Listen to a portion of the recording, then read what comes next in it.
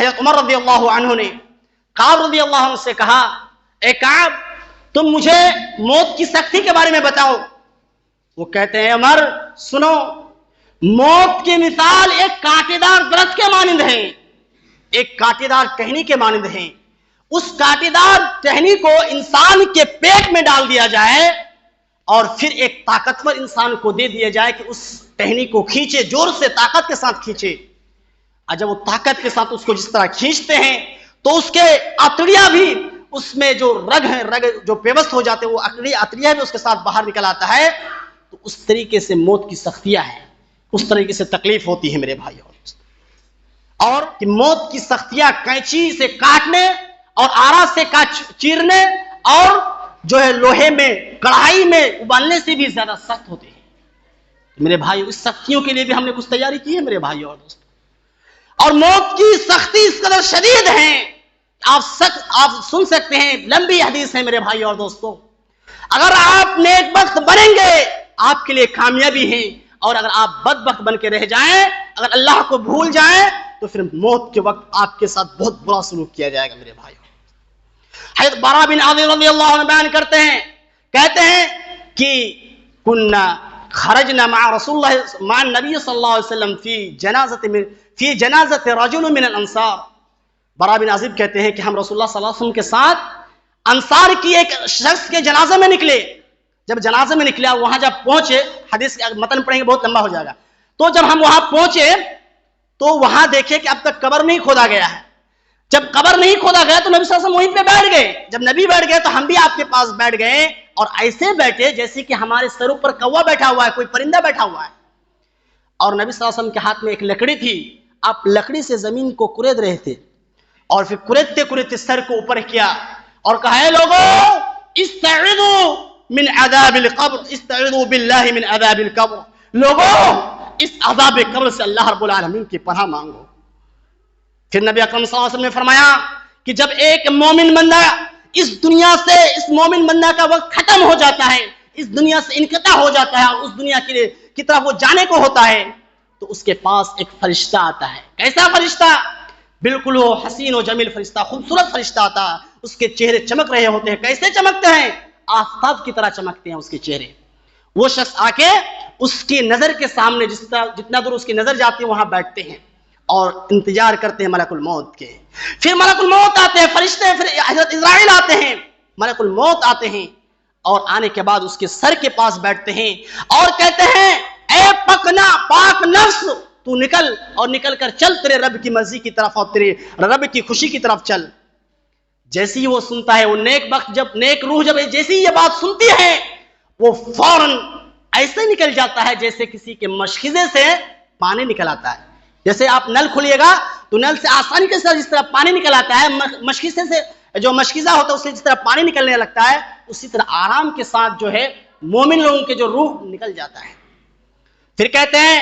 کہ جب نکلتے ہیں تو جو فرشتے اس ملک الموت سے پہلے آئے ہوتے ہیں،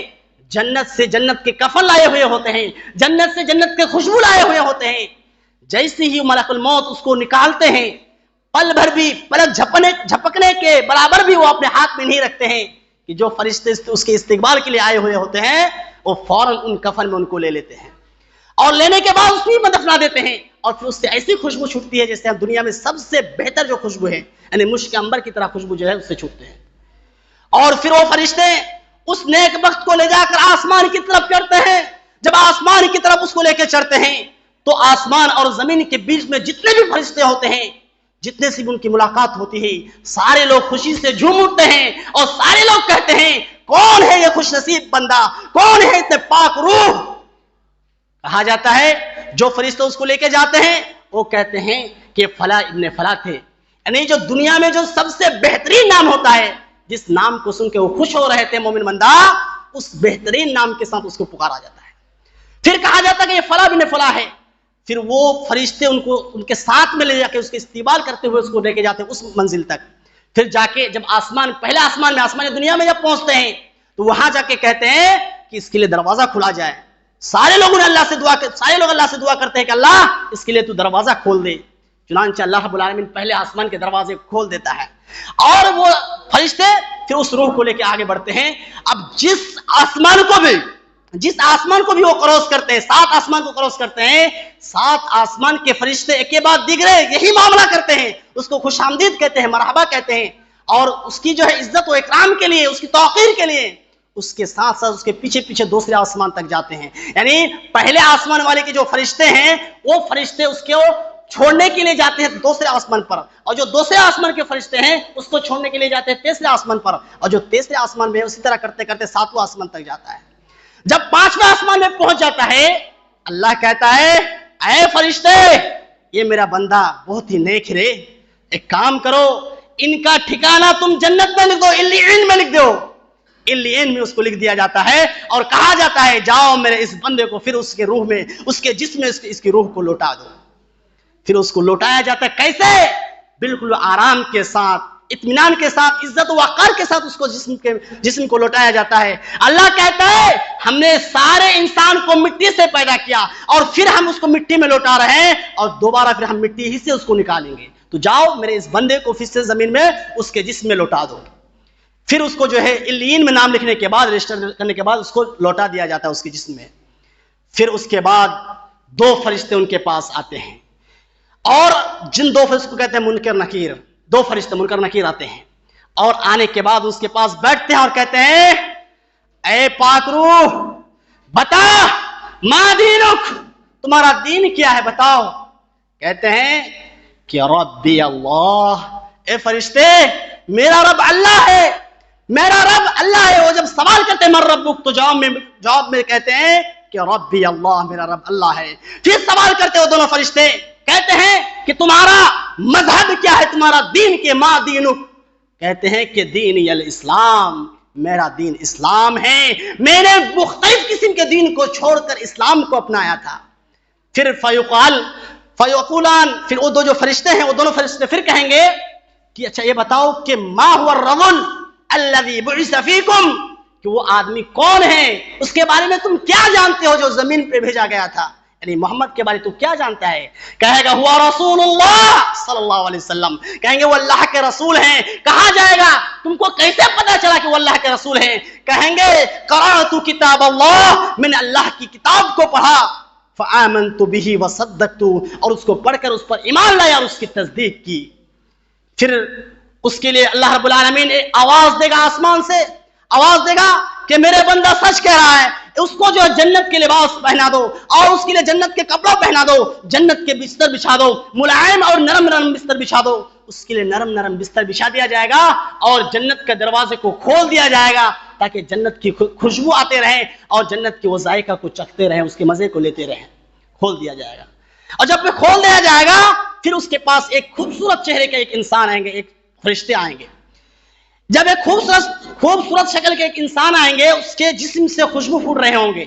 देखते ही खूबसूरत लगेंगे। आके कहेगा ये शख्स तुझे मैं जो बात बताने जा रहा हूं उससे तू खुश हो जाए।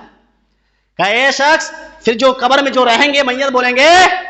कि मुझे यकीनन तुझे देख के तो बहुत खुशी हो रही है, यकीनन तूने कोई अच्छी खबर लेके आया है, बता क्या बात है, तू कौन है। कहेगा मैं तेरा वो नेक अमल हूं जो तू दुनिया में क्या करता था। कहेगा मैं तेरा नेक अमल हूं जो तू दुनिया में क्या करता था। चुनांचे कहा जाएगा फिर वो शख्स जो मैयत होंगे वो कहेंगे या अल्लाह जल्दी से क़यामत कायम कर दे ताकि मैं अपने बाल बच्चों से मुलाकात कर सकूं, अपने अहल अयाल से मुलाकात कर सकूं, अपने रिश्तेदार से मुलाकात कर सकूं। ये क़यामत कायम होने की आरज़ू करेंगे। लेकिन वहीं पे मेरे भाई और दोस्तों जो दुनिया में लगे हुए हैं, जिसको कब्र की मौत से डर नहीं है, जो मौत के सख्तियों के बारे में सोचते नहीं, आप सुन ले मेरे भाई और दोस्तों, वहीं पे जो बदसूरत, जो बद अखलाक शख्स होंगे, जो बुरे शख्स होंगे, जो काफिर होंगे, उसके पास ऐसे फरिश्ते आएंगे उसकी जान को कब्ज करने के लिए जो निहायत ही बदबूदार होंगे, जिसके चेहरे निहायत ही बदबूदार होंगे, निहायत ही काला होंगे। वो शख्स आके उसके पास बहुत दूर में बैठेंगे ताकि उस तक जो है ना हो, उस तक जो पहुंच ना सके, दूर थोड़ा बैठेंगे। फिर फरिश्ते आएंगे, मलकुल मौत आके उसकी रूह को खींचेंगे और खींचने के बाद जो है फिर वो उस बदबूदार, जब जन्नत से जहन्नम से आएंगे तो बदबूदार कफन लेके आएंगे उसके लिए, बुराई के लिए, जो बुरे शख्स होंगे उसके लिए बदबूदार कफन लेके आएंगे اور بدبو کو اس بدبودار کفن میں اس کو لپیٹ دیا جائے گا، اور پھر اس کو لپیٹ کر جو ہے اس کو پھر آسمان سے لے کے جائے گا، اور جس آسمان میں جائے گا سارے لوگ اس کے لیے بد دعا کریں گے، اس پر لعنت بھیجیں گے اور کہیں گے یہ بد اخلاق روح، برے روح کس کا ہے، کون ہے یہ، اس کو ہٹاؤ یہاں سے، اس پر لعنت ہو، اس طرح کی باتیں ہوگی۔ وہ جواب دیتے ہوئے کہیں گے کہ یہ وہ شخص ہیں، اس کے جو دنیا میں جو سب سے برا جو نام تھا جس سے وہ چڑھتا تھا، اس نام سے اس کو پکارا جائے گا، پھر کہا جائے کہ لے جاؤ اس کو، لے جاؤ۔ اللہ رب العالمین کہے گا اے میرے فرشتے، اس گنہگار کی جو ہے نام تم سجین میں 7 زمین کے نیچے جا کے سجین میں لکھ دو، اس کو ہم کو نہیں چاہیے، اس کو 7 آسمان پہ مت لاؤ، جاؤ سجین میں نام لکھ دو۔ پھر سجین میں نام لکھا دیا جائے گا اور وہیں سے اس کی روح کو پٹک دیا جائے گا، کوئی اس کے ساتھ رعایت نہیں کی جائے گی، اور ایسے پٹکے گا کہ اس کو آج پٹکتے ہی کوے کھا جائیں گے، دوسری چیز کھا جائیں گے، وہ اللہ کی رحمت سے دور ہو جائیں گے میرے بھائی۔ پھر جیسی وہ آ کے اپنے جسم کے ساتھ وہ روح ملیں گے، جیسے ہی ملیں گے اس کے پاس نہایت ہی بدبودار شکل کے بدبو مارتا ہوا شخص آئیں گے، کہے گا یہ شخص جو میت رہیں گے وہ کہے گا کہ اے شخص تیرا شکل دیکھ کے تو مجھے بہت خراب لگ رہا ہے، بہت برے انسان ہو تم شاید کہ کوئی برا خبر ہی لائے ہوگے، بتاؤ تم کون ہو؟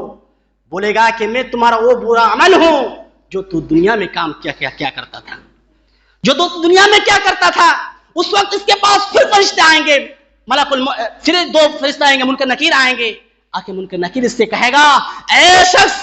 جو دنیا میں عیش و عشرت کے ساتھ زندگی گزار رہا تھا، تو بتا ما دینک، تمہارا دین کیا ہے؟ کہے گا ہا لا ادری، ہا لا ادری، کہ ہمیں پتہ ہی نہیں ہمارا دین کیا ہے۔ پھر پوچھے گا ما دینک، من ربک، تمہارا رب کون ہے، تمہارا دین کیا ہے؟ دونوں میں ہا لا ادری کہیں گے۔ پھر کہے گا وہ شخص جو تمہارے بیچ میں بھیجا گیا تھا اس کے بارے میں تم کیا جانتے ہو؟ کہے گا ہا لا ادری، ہا لا ادری، ہم کچھ نہیں جانتے ہیں۔ آسمان سے پکار آئیں گے، آواز آئے گی یہ جھوٹا بندہ ہے، یہ جھوٹ بول رہا ہے، اس نالائق کو جاؤ، اس نالائق کے لیے جہنم کے بستر بچھا دو، کانٹے دار بستر بچھا دو، اور ایسا بستر بچھاؤ جس کے نیچے آگ جل رہے ہوں، ایسے بستر بچھا دو، اور جہنم کے دھاردار لباس اس کو پہنا دو، اور تر سوت کے انکڑے والے لباس اس کو پہنا دو تاکہ اس کو تکلیف ہوتے رہے، اور اس کے لیے جہنم کے دروازے کو کھول دو تاکہ یہ جب تک یہاں رہے تکلیفوں میں اور مصیبتوں میں رہے۔ پھر وہ کہے گا یا اللہ کبھی تو ہمارے لیے قیامت قائم نہ کرنا۔ جو نیک لوگ ہوں گے وہ کہیں گے جلدی قیامت قائم کر تاکہ ہم اپنے اہل و عیال سے مل سکیں، لیکن جو بد اخلاق کے ہوں گے، جو برے ہوں گے، وہ کہیں گے کہ اے اللہ تو قیامت قائم نہ کرنا، اللہ نے تو ہم تو پھر مر جائیں گے۔ اس طرح کا معاملہ ہوگا۔ میرے بھائیو غور کریں، اسی حدیث کے ایک دوسرے جز میں ہیں، کہتے ہیں پھر ثم نقیض له اعمى اعصم وابكم، پھر اس کے لیے ایک ایسا فرشتہ مقرر کر دیا جائے گا اس جہنم کے لیے جو اندھا بھی ہوگا، جو گونگا بھی ہوگا، جو بہرا بھی ہوگا۔ وَكَانَ يَدَهُ مِزْرَبَةٌ، اس کے ہاتھ میں ایک ایسا ہتھوڑا ہوگا، لو كان ضرب بها الجبل، اگر اس سے پہاڑ کو مارا جائے، كان ترابا، تو وہ پہاڑ ریزہ ریزہ ہو جائے، مٹی بن جائے۔ ایسا ہتھوڑے سے اس پہاڑ کو اگر مارا جائے تو ایسا ہوگا، اس ہتھوڑے سے اس شخص کو مارا جائے گا جس سے وہ مٹی بن جائے گا، تراب بن جائے گا، پھر اللہ اس کو لوٹائے گا اس کے اصلی حالت میں، اور پھر دوسری فَضُرِبَ ضَرْبَةً أُخْرَى، پھر دوسری بار اس کو پھر اسی ہتھوڑے سے ماریں گے۔